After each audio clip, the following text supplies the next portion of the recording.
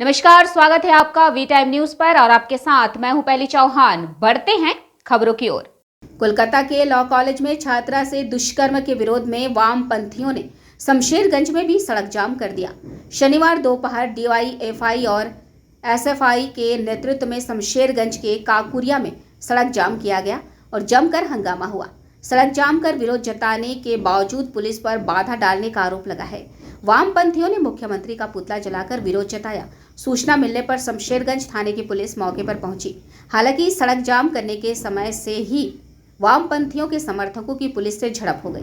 वामपंथियों के समर्थकों ने तमन्ना खातून के हत्यारों को सजा देने के अलावा कोलकाता कॉलेज में दुष्कर्म मामले में शामिल लोगों को कड़ी सजा देने की मांग की। আজকের আমাদের যে কালিয়াগঞ্জে তামান্নাকে গুলি করে বোমাবাজি করে খুন করা হয়েছিল তার একটা প্রতিবাদ।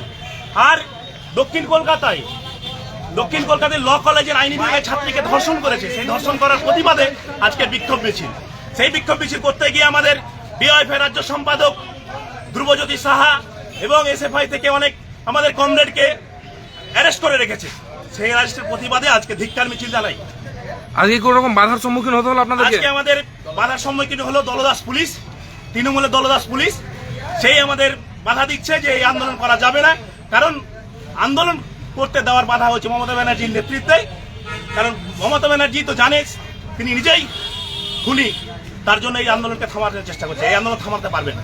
वी टाइम न्यूज के लिए मुर्शिदाबाद से मिलन सरकार की रिपोर्ट।